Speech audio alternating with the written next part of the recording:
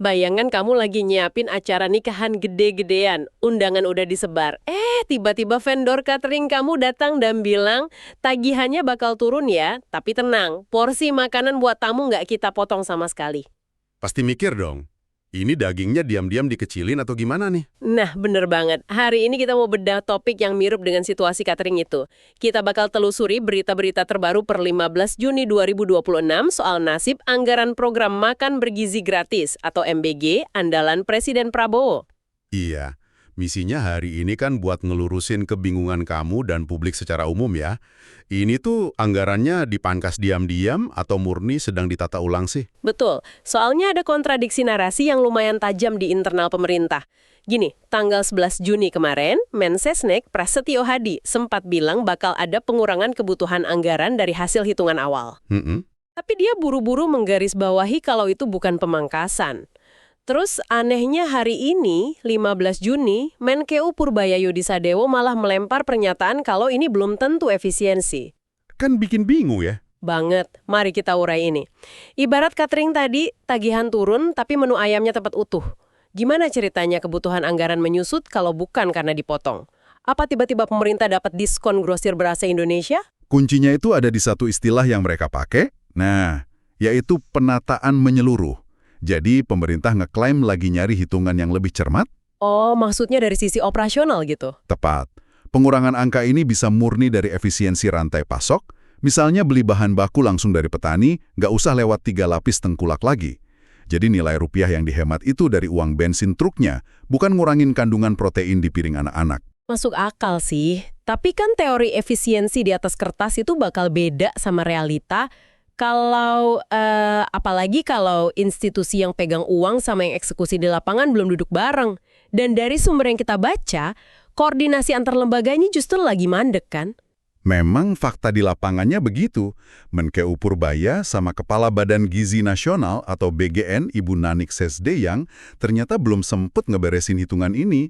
Hah? Serius belum ketemu? Belum. Rencana pertemuan mereka minggu lalu tuh batal gara-gara Pak Purbaya mendadak dipanggil Presiden Prabowo. Dan yang menarik nih, Apa tuh? Pak Purbaya nekenin kalau pertemuannya nanti sama BGN itu belum tentu soal efisiensi. Dia bilangnya dia cuma mau ketemu aja. Dan sekarang pemerintah malah pasang target butuh sebulan ke depan buat nyelesain penataan ini. Sebentar deh, ini agak absurd. Untuk sebuah program prioritas presiden, masa komunikasi dasar kayak pencocokan angka aja belum beres dari awal? Kenapa butuh waktu sebulan ke depan lagi cuma buat sekedar tahu total anggaran pastinya? Nah, kalau kita lihat gambaran besarnya, birokrasi itu kan nggak cuma soal jadwal menteri bentrok. Ini tuh soal benturan dua postur institusi. Maksudnya Kemenkyu dan BGN? Iya, Kemenkyu itu insting naturalnya kan menginjak rem. Mereka harus ngamanin kas negara.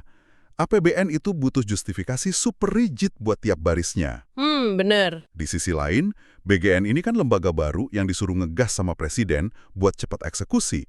Jadi wajar kalau mereka mungkin masih pakai estimasi makro. Oh, jadi ini tuh adu mekanik antara penjaga berangkas yang super rigid sama eksekutor yang dikejar target janji politik ya? Analogi yang pas banget. Menyatukan hitungan kaku Kemenkeu sama draft makro BGN itu butuh waktu.